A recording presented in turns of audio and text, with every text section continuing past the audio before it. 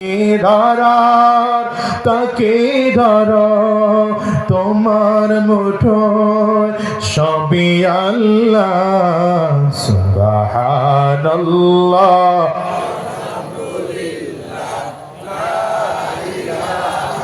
আরো জোরে সুবহানাল্লাহ আলহামদুলিল্লাহ লা ইলাহা ইল্লাল্লাহ সুবহানাল্লাহ আলহামদুলিল্লাহ।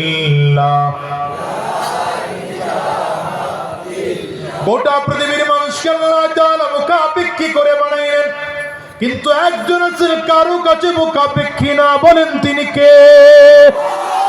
আরো জোরে তিনি কে? আল্লাহ তাআলা বলেন, গোলাম রে আমি আল্লাহ তাআলা তোমাদের সবাইকে মুখাপেক্ষী করে বানাইলাম। একজন মানুষ আরেকজন মানুষের মুখাপেক্ষী, এক প্রাণী আরেক প্রাণীর মুখাপেক্ষী, এক জায়গা আরেক জায়গার মুখাপেক্ষী।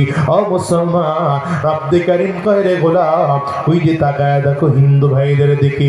হিন্দু ভাইরা যেই মূর্তির পূজা করে সেই মূর্তি বানানোর মুখাপেক্ষী, কারণ হিন্দু ভাইরা নিজেদের হাতে নিজের মূর্তিগুলো বানায়, আবার বানানো হয় না, এটা নিজে নিজে দাঁড়াইতে পারে না, পেছনে বাঁশ দিয়া দাঁড় করাইতে হয়।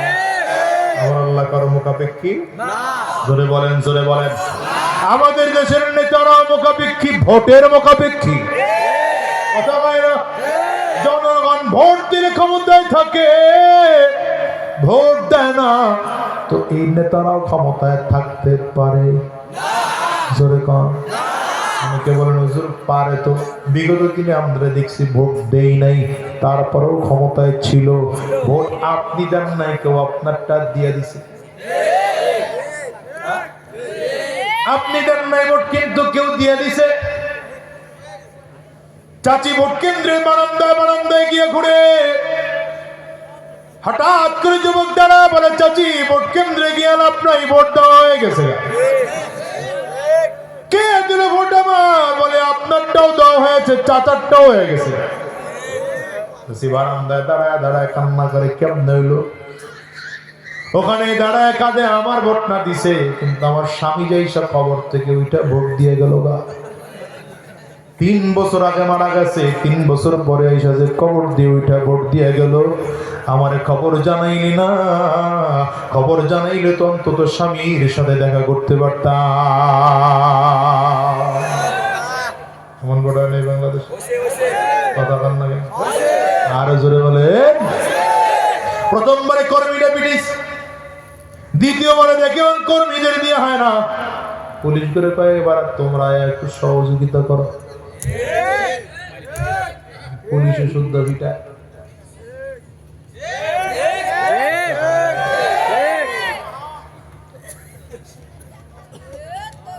এদেশে পুলিশের কাজ এটা? আইন শৃঙ্খলা রক্ষা বাহিনীর কাজ অন্যায়ের প্রশ্রয় দেওয়া? বরঞ্চ আইন শৃঙ্খলা রক্ষা বাহিনীর কাজ ছিল, কেউ যদি ভোট কেন্দ্রে ভোট পিটাতে আসে, আরেস্ট করে হাজতে ঢুকিয়ে রাখা। ঠিক কি বলো? কিন্তু এই খেকর দলগুলো এরাও সহযোগিতা করেছে।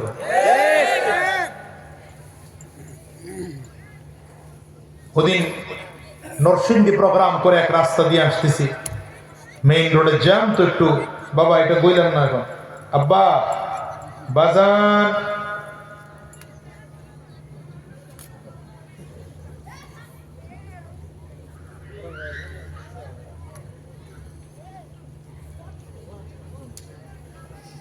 তাড়াতাড়ি খায় না, আপনাকে খাওয়া শেষ হলে আমি ওয়াজ শুরু করব।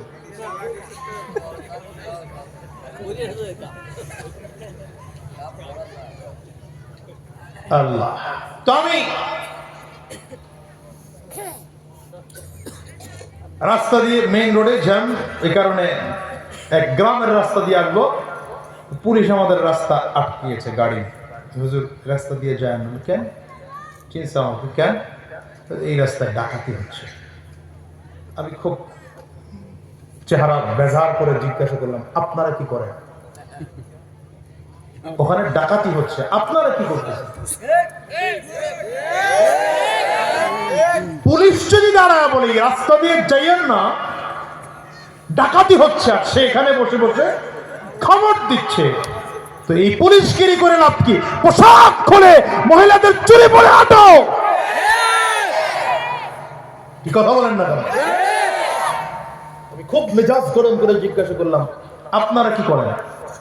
বলে হুজুর কিছু করার নাই। বলো তো কিছু করার না থাকলে চাকরি ছেড়ে দেন, ছেড়ে দেন চাকরি। আমরা আমাদের আলেম 5 জন পাহারা দিয়ে দিই। চোর কেন, ডাকাত কেন? ডাকাতের 14 গোষ্ঠী এলাকায় থাকবে না। এটি ডাকাত না, এগুলো কি তোমরা বুঝো না?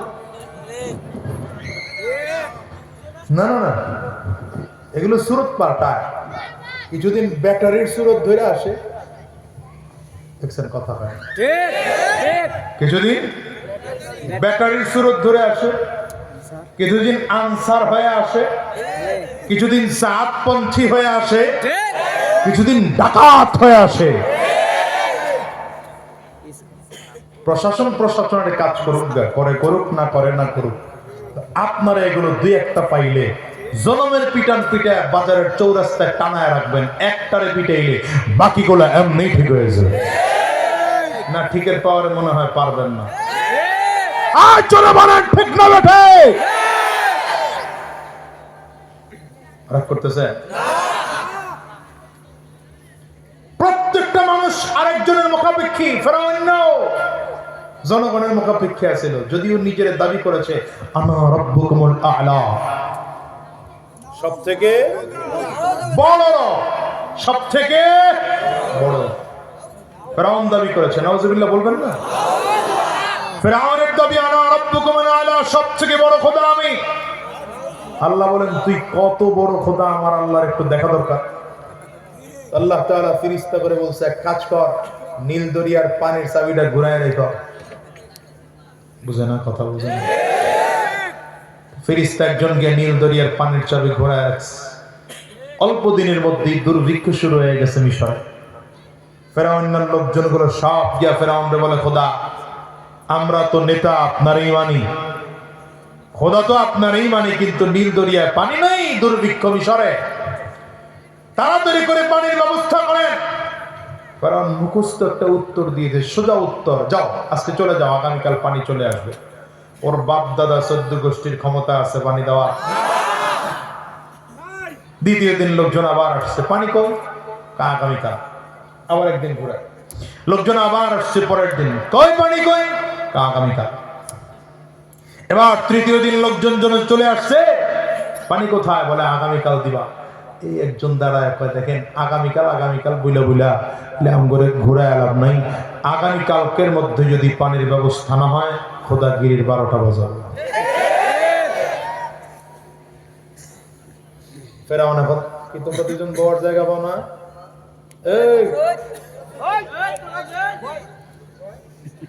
চিন্তা করে আমরা স্বেচ্ছাসেবক হয়ে ভেজালে বসছি। বয়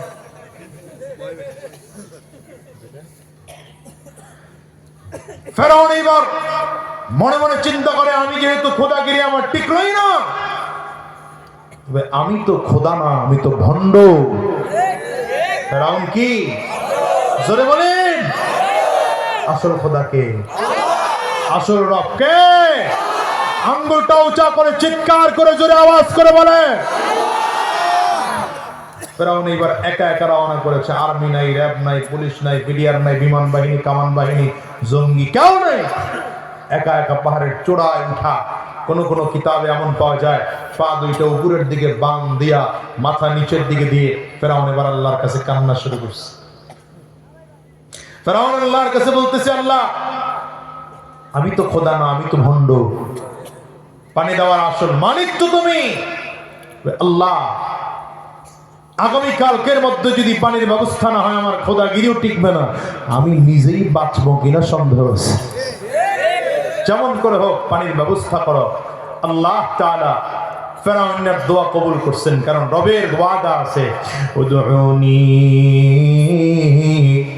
أستجب لكم وإذا سألك عبادي عني فإني قريب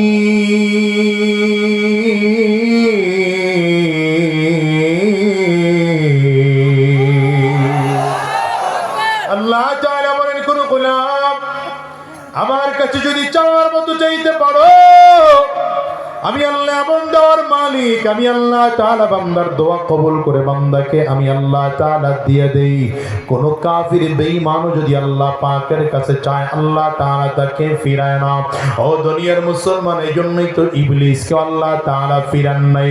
ফেরাউন আজকে দাঁড়ায় বলে, আল্লাহ নীল দরিয়ার মধ্যে যদি পানির ব্যবস্থা না হয়, আমার খোদাগিরও টিকবে না, আমিও দুনিয়ায় বাঁচব না। আল্লাহ যেমন করে হোক না কেন আমার খোদাগিরি টিকিয়ে রাখো। আল্লাহ তাআলা দোয়া কবুল করে নিলেন, দরিয়ায় পানি চলে আসলো। সারা রাত দোয়া করেছে ফেরাউন, সকালবেলা বের হলো। সকালবেলা বের হলেই তাকিয়ে দেখে গর্তের মুখের মধ্যে একজন যুবক দাঁড়ানো, সুঠাম দেহের একজন যুবক। যুবককে দেখলেই মনে হয় বড় শক্তিশালী যুবক। যুবক দাঁড়ায় বলে, খোদা একটা বিচার নিয়ে আপনার কাছে আসছি। কি বিচার নিয়ে আসছো বল? বিচারের জায়গা এটা নাকি?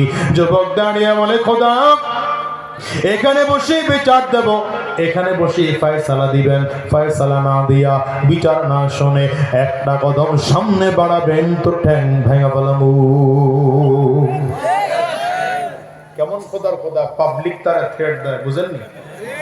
হ্যাঁ, এই ভাই কি চোখ বন্ধ করে ফেলছে?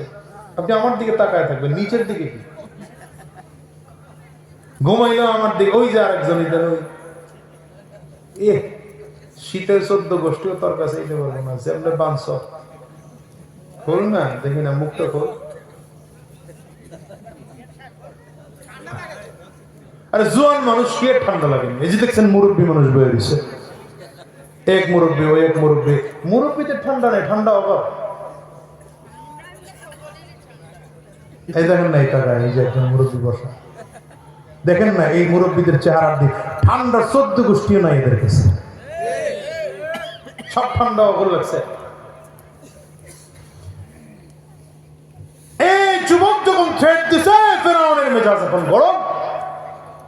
যুবক যদি আসলে আমার ঠ্যাঙের উপরে বাড়ি দেয়, তো আস্তা ঠ্যাং নিয়ে যাওয়া। কি সমস্যা যুবক তোমার, বলো?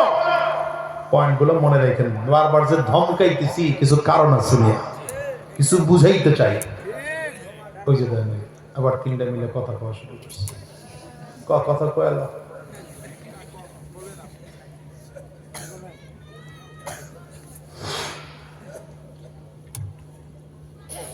ফেরাউন, কি সমস্যা বলো? যুবক বলতেছে, আমার বিচার হলো, কোন গোলাম যদি মালিকের বিরোধিতা করে, গোলাম হইয়া যদি নিজেকে মালিক বলে দাবি করে, তার কি শাস্তি হওয়া দরকার? বুঝেন নাই? কি বুঝছেন? একটু পরে বুঝবেন, এটা মনে রাখেন। যেটা বুঝেন না এটা মনে রাখেন। কোন গোলাম যদি মালিকের বিরোধিতা করে, গোলাম হইয়া যদি নিজের মালিক বলে দাবি করে, তার কি শাস্তি হওয়া দরকার? কথা বলতে বলতে ফেরাউন উপরের দিকে উঠেছে, বারবার শুধু নদীর দিকে তাকায়, পানি আসলো কিনা। হঠাৎ করে নজর পড়ে গেছে, পানি তো আসছে। খুশিতে কি উত্তর দিবে? হঠাৎ করে বলে, আরে ওরে তো এইরকম পানির মধ্যে চুবায় মারা উচিত। যুবক বলে, স্যার তো এলার দেরি করেন না, লিখে দেন। এখন লিখে দিছে, কোন গোলাম যদি মালিকের বিরোধিতা করে, গোলাম হইয়া যদি নিজেকে মালিক বলে দাবি করে, তার শাস্তি হলো নীল দরিয়ার মতো পানির মধ্যে চুবাইয়া মারা। বাস লিখে দিছে, তো যুবক চলে গেছে। লম্বা কথা। এইবার ফেরাউন এলাকায় ঢুকলো। কি মনে করেন ক্ষমতার পাওয়ার কি পরিমাণ বেড়েছে? মনে হয় যেন 2024 ক্ষমতায় আইছে, চতুর্থবারে ক্ষমতা এলো আর কি। টিকতে যে বেশি দিন পারবে না, ওইটা বুঝে নাই। আরে কথা কয় না।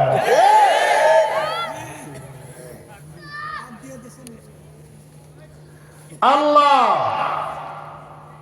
ফেরাউন এবার এলাকায় এসে পয়গম্বর মুসা আলাইহিস সালামকে সহ্য হয় না, যেমন আমাদের আলেম করে সহ্য হয় না। কার বিরুদ্ধে মামলা দেওয়া হয়নি? কার বিরুদ্ধে হামলা করা হয়নি বলেন?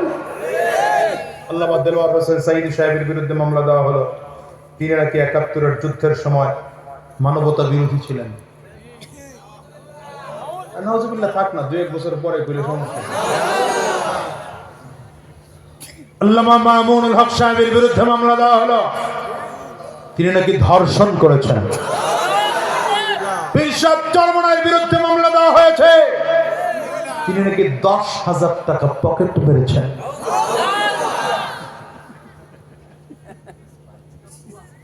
কথা বুঝেন নাই? আমার বিরুদ্ধে মামলা দুইটা ছিল, একটা কি জায়গা, একটা এখনো নাকি আছে। কি মামলা? একটা মামলা দেওয়া হয়েছে আমি নাকি কার বাড়ির গাছ এটা আমার বাড়ি লয়ে গেছি। বলেন প্রতিদিন করে প্রোগ্রাম করলে দুইটা তিনটা কোনোদিন তো করা লাগে, এমন করে প্রোগ্রাম করলে গাছ কাটার টাইম কই আমার কাছে। তো আমি বলি যারা উলামায়ে কেরামদেরকে মামলা দিয়েছ, হামলা করেছ, চক্রান্ত করেছ, আলেমদেরকে জমিন থেকে বিদায় করতে চেয়েছ, তাকিয়ে দেখো আমরা উলামায়ে কেরাম কথা বলি, আমাদের কথাগুলো দিলের কাম দিয়ে হাজারো লক্ষ মানুষ শুনবার মতো লোক আছে। কিন্তু তোমরা যারা উলামায়ে কেরামদেরকে জমিন থেকে মিটিয়ে দিতে চেয়েছ, মামলা করেছ, হামলা করেছ, চক্রান্ত করেছ, ষড়যন্ত্র করেছ, কলা পাতার বিছানায় ঘুমিয়ে বাঁচতে পারো না। ঠিক কিনা বলো? আরে কলা পাতায় কেন? তোমরা তো প্যান্ট শার্ট খুলে লুঙ্গি পরেছ, দাড়িটা কামিয়ে চুলে কলাপ লাগিয়েছ, এরপরে মাছের ডালায় উঠেছ, তারপরে বাঁচতে পারো নাই। ঠিক কিনা? হাত উঁচা করে চিল্লা বলো। এটা তো দুনিয়ার ধরা, আল্লাহর সামনের ধরা এখনো বাকি আছে। অপেক্ষা করো, আল্লাহর সামনে দাঁড় করে সবগুলো জুলুমের একটা একটা করে হিসাব নেব ইনশাআল্লাহ। করলেন এবার মুসা আলাইহিস সালামকে আল্লাহ তাআলা বললেন, মুসা যেহেতু ফেরাউন তোমাকে সহ্য করতে চায় না, তুমিও চলে যাও। চলে গেছেন মুসা আলাইহিস সালাম একদম সাগরের কিনারায়।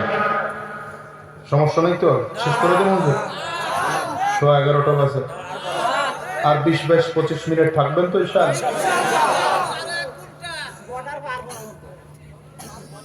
অপেক্ষা করেন, দেখি না কি হয়। আপনারা থাকলে হয়তো 25 মিনিটের জায়গায় 10 মিনিট বাড়তেও পারে। আর যদি দেখি বিরক্ত হয়ে গেছেন, মুনাজাত হয়ে গেলে অসুবিধা নেই তো? বয়ানের সাথে মুনাজাত হয়ে যাবে, সমস্যা নেই তো? আর কোনো কথাবার্তা নেই, বাস চান্স লয়ে লইছে, বেজাল করবেন মুনাজাত, কোনো কথা নেই। এইবার মুসা আলাইহিস সালামকে নদীর পাড়ে চলে গেলেন। মুসা আলাইহিস সালামের উম্মতরা তাকিয়ে দেখেন পেছনে ফেরাউনের লোক, ডানেও ফেরাউনের লোক, বামেও ফেরাউনের লোক, সামনের দিকে উত্তাল সাগর, বাঁচার তো কোনো উপায় দেখা যাচ্ছে না। পয়গম্বর মুসা আলাইহিস সালামের উম্মতগুলো বলেন, আর মনে হয় বাঁচতে পারলাম না। মুসা আলাইহিস সালাম বলেন, টেনশন করো না, ইন্না মাইয়া রাব্বি সাইহাদিন, আরে আমার সাথে আমার আল্লাহ আছেন, রাস্তা দেখায় দিবেন। আরো জোরে বলেন, চিল্লা জোরে বলেন। এবার আল্লাহ তাআলা লম্বা কথা বললেন, মুসা হাতের মধ্যে লাঠি আছে, বাড়ি দাও। নদীর মধ্যে বাড়ি দিলেন, একটা দুইটা না 12টা কার্পেটিং রাস্তা পানি সরে গিয়ে হয়ে যায়। মুসা আলাইহিস সালাম যখন নদীর মাঝখানে, ফেরাউনের লোকজনগুলো তখন নদীর এই পার থেকে নামতেছে। মুসা আলাইহিস সালাম নদী পার হয়ে গেলেন, ফেরাউনের লোকজন কই? হ্যাঁ, নদীর। আল্লাহ তাআলা ডাক দিলেন, পানি, আমি তোর কিছু ক্ষমতা দিয়েছিলাম, কিছুক্ষণের জন্য তোর ক্ষমতা তোর কাছ থেকে কেড়ে নিয়েছিলাম, আবার তোর ক্ষমতা তোকে ফেরত দিলাম। পানির কাজ হলো ঢেউ তৈরি করা, পানির কাজ হলো মানুষকে চুবাইয়ে মারা।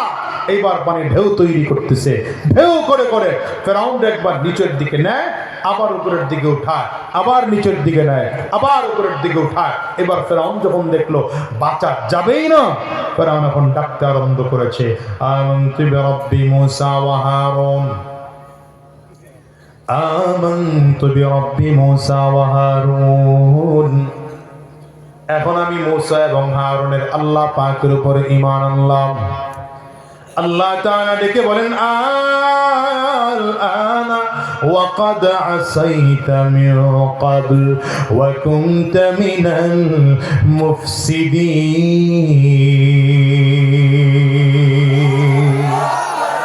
সারা জীবন ফিতনা ফাসাদ তৈরি করেছো, উলামায়ে কেরামদের বিরোধিতা করেছো, জীবনের শেষ সময় এসে এইবার তওবা করলো কাজ হবে না, ঈমান আনলো কাজ হবে না। আল্লাহ তাআলা জিবরিল আমিনকে বললেন মুখটা বন্ধ করে দাও। জিবরিল আমিন ঈসা নিজের ভেতর থেকে কাদা উঠাইয়া মুখের মধ্যে মেরে দিলেন। এবার ফেরাউন হা করে আছে, সামনে লেখা ধরা হলো কোন গোলাম যদি মালিকের বিরোধিতা করে, গোলাম হইয়া যদি নিজেকে মালিক বলে দাবি করে, তার শাস্তি হলো নীল দরিয়ার মতো পানির মধ্যে চুবাইয়া মারা। মনে আসেনি? ফেরাউন চিল্লায় ডাক দেখে এই লেখাটা কার? জিবরিল আমিন ডেকে বলে লেখাটা তো তোমারই ছিল, লেখাটা তোমারই। ওই যে তোমার শাস্তি দিয়া, তোমার লিখিত বিষয় দিয়ে তোমাকে শাস্তি দেওয়া হয়। মুসলমান মনে রেখো, 17টা বছর ধরে ধরে যারা নিজেদের সুবিধার্থে সংবিধান সংশোধন করেছ, আজ হোক কাল হোক এই সংবিধান দিয়াই তোমাকে বাংলার জমিনে আইনা বাংলার 18 কোটি জনগণ তোমার ফাঁসির কাস্টে ঝুলাবে। বললাম মানুষ কইছি তো এই জন্য দাম নাও থাকতে পারে, কিন্তু বইটা দিয়ে গেলাম মনে রেখে। ফেরাউন এইবার লেখা যখন ধরেছে আর তো পায় নাই, ফেরাউনের দোয়ার কবুল হয় না, তওবা কবুল হয় না। ফেরাউনের ঈমান আর কবুল হলো না, বেঈমান হয়ে ফেরাউন জমিন থেকে বিদায় হয়ে গেল। একদিন 2 দিন না, পানির মধ্যে 40 দিন ফেরাউন আছে। মিশরের মানুষগুলো বিশ্বাস করে না এত বড় খোদা, ফেরাউন এত বড় ক্ষমতাওয়ালা কেমন করে মারা যায়? মনে হয় মরে নাই। কথা কম। যেমন আপনারা বলছিলেন 2:30 বাজে, বিশ্বাস হয় না এত বড় ক্ষমতাওয়ালা পালায় কেন?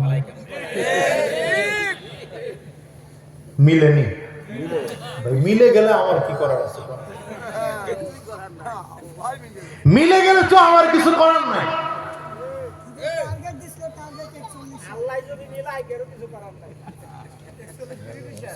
আল্লাহ তাআলা দেখতে পারে মিশরের মানুষগুলো বিশ্বাস করতে চায় না। ফেরাউনের লাশটাকে তোর ভেতর থেকে বের করে চরের মধ্যে ফেল। ফেরাউন যখন ফেরাউনের লাশটাকে পানি যখন ঢেউয়ের তালে তালে তালে তালে চরের মধ্যে এনে ফেলে দিল। এবার মানুষগুলো নিজের চোখে দেখেছে আসলেই ফেরাউন মরলো, আসলেই তো ফেরাউন মরেছে। এখন মানুষ নিজের চোখে দেখে বিশ্বাস করলো। আপনারা প্রাথমিক পর্যায়ে বিশ্বাস করেন না, যখন দেখলেন বিকাল 5টা বাজে ভিডিও বের হয়েছে ভুম,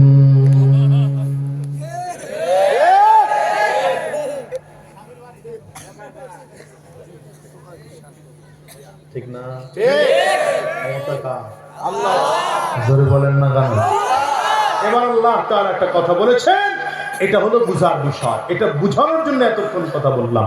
এখন আল্লাহ তাআলা বলেন, ফেরাউনকে লক্ষ্য করে বলেছেন, এটা আল্লাহ তাআলা কোরআনেও নিয়ে আসছেন, আল-ইয়াউমা নুনাজ্জিকা বিবাদানিক লিতাকুনা লিমান খালফাকা আয়া।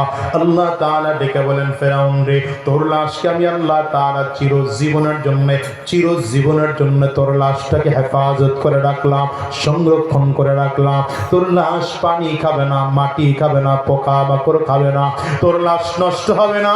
তোর লাশ কিয়ামত পর্যন্ত এমন করে মিশরের জাদুঘরের মধ্যে রাখা হয়ে যাবে, তোর লাশটা মাটির মধ্যে পড়ে থাকবে। মানুষগুলো তোকে দেখে দেখে শিক্ষা গ্রহণ করবে, কারণ তোর পিটাইলেও প্রতিবাদ করতে পারবি না, তোর বিরুদ্ধে কথা বললে প্রতিবাদ করা যাবে না। ফেরাউন রে, তোকে দেখে শিক্ষা গ্রহণ করবে। জালিমের পরিণতি এমন হয়। এই জন্য মুসলমান শোনো, শেষ কথা তোমাদেরকে বলে যায়, বাংলাদেশের মধ্যে আলেমদের বিরোধিতা করার কারণে, মাদ্রাসা মসজিদের বিরোধিতা করার কারণে, কোরআনওয়ালাদের বিরোধিতা করার কারণে জালিম বাংলাদেশ ছাড়তে বাধ্য হয়েছে। নতুন করে যারা ক্ষমতায় আসতে চাও, সাবধান, আলেমদেরকে মাইনাস করে ক্ষমতায় থাকার স্বপ্ন দেখবে না। উলামায়ে কেরামদেরকে মাইনাস করে মাদ্রাসা মসজিদের বিরোধিতা করে ক্ষমতায় থাকার স্বপ্ন দেখবে না। যদি চাও তোমরাও জমিন থেকে পালাইবা। দুনিয়ার মুসলমানেরা, আল্লাহ তাআলা নিজের পরিচয় ক্লিয়ার করে দেয়, আল্লাহুস সামাদ। মনে আছে না? ভুলে গেছে? আল্লাহ তাআলা বলেন আমি আল্লাহ হলাম অমুখাপেক্ষী, আমি আল্লাহ দুনিয়ায় কারো মুখাপেক্ষী না। এবার তৃতীয়বারে আল্লাহ তাআলা নিজের পরিচয় তুলে ধরেন, লাম ইয়ালিদ ওয়া লাম ইউলাদ, আমি আল্লাহ তাআলার দুনিয়ায় কোনো সন্তান নাই, আমি আল্লাহ পাকের কোনো বাবা নাই, আমি আল্লাহ দুনিয়ায় কাউকে জন্ম দেই নাই, আমাকে কেউ জন্ম দেন নাই। এই দুনিয়ার মুসলমান, আল্লাহ তাআলা নিজের পরিচয় আরো ক্লিয়ার করে তুলে ধরেন, ওয়ালাম ইয়াকুল্লাহু কুফুয়ান আহাদ, আল্লাহ বলেন আমার সমকক্ষ গোটা পৃথিবীর মধ্যে কেউ নাই। এবার যদি বুঝে থাকেন তাইলে বুঝে বলেন আল্লাহ কয়জন? আঙ্গুলটা উঁচা করে সবাই বলেন আল্লাহ কয়জন? আরো জোরে আল্লাহ কয়জন? মুসলমান রে, ওই আল্লাহর দ্বীনকে জমিনের মধ্যে বাস্তবায়ন করার জন্য সাহাবায়ে কেরাম রক্ত দিয়েছেন, সাহাবায়ে কেরাম জীবন দিয়েছে। আমার নবীর দান মোবারক শহীদ হয়েছে উহুদের ময়দানে। রহমাতুল লিল আলামিনের মাথার কোলের মধ্যে লোহার টুকরা ঢুকে গিয়েছিল নবীজির মাথায়। উহুদের ময়দানে রহমাতুল লিল আলামিন বীর বিক্রমে যুদ্ধ করতেছে। কাফির বদমাশগুলো আমার নবীকে লক্ষ্য করে বারবার করে তীর মারে, রণকৌশল দিয়ে নবীজি তীরগুলো ফিরিয়ে দেন। হঠাৎ করে একটা তীর এসে আমার নবীর মাথার লোহার টুপি বরাবর লেগে যায়। কপালের দিক থেকে লাগলে লোহার টুপিটা ভেঙে টুকরা লোহার টুকরা নবীজির মাথার খুলির মধ্যে ঢুকে যায়। এত ভেতরে লোহার টুকরা ঢুকেছে, রাহমাতুল লিল আলামিনের গাল বেবে রক্তগুলো জমাট বেঁধে বেঁধে জমিনের মধ্যে পড়ে। আমার নবী দুটো হাত চেহারার মধ্যে দিলেন, হাত দুটো চেহারার মধ্যে দিলেই তাকিয়ে দেখেন পুরো হাত রক্তে ভিজে গিয়েছে। আমার নবী চোখ দিয়ে পানিগুলো ফেলে কান্না করলেন আর বললেন, কাইফা ইউফলিহু কওমুন দাম্মাম ওয়াজহা নাবিয়্যিল্লাহ, আরে যেই জাতি নবীজির চেহারা থেকে রক্ত ঝরায় সেই জাতি কেমন করে সফল কাম হবে। আমার আল্লাহ তাআলা ডাক দেয়, আপনার কি বড় কষ্ট হয়, আপনার কি বড় মায়া হয়, আপনার কি বড় কষ্ট হয় যে আপনার শরীর থেকে রক্ত ঝরেছে। নবী আমার ডেকে বলেন, আল্লাহ আপনার দ্বীনের জন্য রক্ত ঝরাইতে আমার কাছে বড় ভালো লাগে, আপনার দ্বীনের জন্য রক্ত ঝরাইতে আমার খারাপ লাগে না। তায়েফের জমিনে গিয়েছি, আমি রক্ত ঝরিয়েছি না, তারপরও তো আপনার কোনো উম্মতকে বদদুয়া দেই নাই। রাহমাতুল লিল আলামিন যখন তায়েফের জমিনে গেলেন, এক আল্লাহ পাকের দাওয়াত নিয়া কাফির মুশরিকগুলো আমার নবীকে লক্ষ্য করে তীর মারতে আরম্ভ করেছে, পাথরের টুকরাগুলো মারতে আরম্ভ করেছে। আর ছোট ছোট বাচ্চাদের হাতের মধ্যে রাবারের গুলিগুলো দিয়া বলে, এটা মুহাম্মদের গায়ে গামা। বাচ্চাগুলো বুঝে না, ছোট ছোট পাথরের টুকরাগুলো রাবার টান দিয়ে মেরেছে। আমার নবীর গায়ের মধ্যে লেগেছে, নবীর চামড়া ছিদ্র হয়ে গোশতের মধ্যে পাথরের টুকরা ঢুকে গেছে। রাহমাতুল লিল আলামিন হাঁটতে পারেন না, পাথরের আঘাতে আঘাতে আমার নবী বেহুশ হয়ে জমিনের মধ্যে পড়ে গেলে। রাহমাতুল লিল আলামিনের হুঁশ ফিরে আসলে কাফেরগুলো আবার মারতে আরম্ভ করেছে। নবীজি আবার দ্বিতীয়বারের মতো বেহুশ হয়ে গেলেন, কাফেররা আবারও মারতে শুরু করেছে। নবীজি এবার তৃতীয়বারের মতো বেহুশ হয়ে গেলেন। আল্লাহ তাআলার কাছে সব ফেরেশতারা গিয়ে ডাকে আর ডেকে ডেকে বলে, আয় আল্লাহ, তোমার কি মোটেও দেওয়া হয় না? তোমার হাবিবের দিকে তাকিয়ে দেখো, তোমার হাবিবের চোখ দিয়ে পানি পড়তেছে, তোমার হাবিব বেহুশ হয়ে জমিনে পড়ে গেছে। আল্লাহ তাআলা জিবরিলকে ডাক দেয়, জিবরাইল তাড়াতাড়ি করে যাও, আমার বন্ধুর কাছে গিয়ে জিজ্ঞাসা করো বন্ধু কি চায়। জিবরিল আমিন এসে আমার নবীর কাছে এসেছেন পয়গম্বর, যেই ফেরেশতারা পাহাড় কন্ট্রোল করে তাদেরকে নিয়ে এসেছি। আপনি যদি বলেন ফেরেশতাদের মাধ্যমে দুই পাহাড়ের চাপ দিয়ে তাকবাসীকে জমিন থেকে বিদায় করে দেব। নবী আমার কান্না করে আর ডেকে ডেকে বলে, সাবধান জিবরাইল, আমার উম্মতদেরকে মারবে না, তায়েফবাসীর প্রতি আঘাত করবে না। ওদেরকে যদি মারো, আমি নবী কার কাছে গিয়ে দ্বীনের দাওয়াত দেব? কার কাছে গিয়ে দ্বীনের দাওয়াত দেব? ওরে দুনিয়ার যুবক, রাহমাতুল লিল আলামিনের এত দয়া, এত মায়া, এত মুহাব্বত, এত ভালোবাসা। যায়েদ ইবনে হারেসা রাদিয়াল্লাহু আনহু বলেন, আমার কলিজার টুকরা নবীর সাথে আমি সেদিন ছিলাম। আমার নবীর দিকে তাকিয়ে তাকিয়ে দেখেছি রক্তের ফোঁটাগুলো জমিনে পড়ে। মায়ার নবী রক্ত জমিনের মধ্যে পড়তে দেন না, নিজের গায়ের চাদর দিয়ে রক্তের ফোঁটা মুছে মুছে ভাঁজ করে রাখেন দয়ার নবী। আমি জিজ্ঞাসা করলাম, নবী আমার রক্তের ফোঁটা কেন জমিনের মধ্যে পড়তে দেন না? রাহমাতুল লিল আলামিন ডেকে বলেন, যায়েদ রে, আমি নবীর রক্ত বড় পবিত্র রক্ত। তায়েফবাসী রক্ত না বুঝেই আমার শরীর থেকে জমিনের রক্ত ঝরিয়েছে। আমি নবীর বড় ভয়, আল্লাহ তাআলা তায়েফবাসীর প্রতি হয়তো রাগ করে ফেলতে পারেন। এমনও হতে পারে আল্লাহ তাআলা কোনদিন তায়েফের জমিনে ফসল দিবেন না। আমি এই ভয়ে আমার রক্ত জমিনের মধ্যে পড়তে দেই না।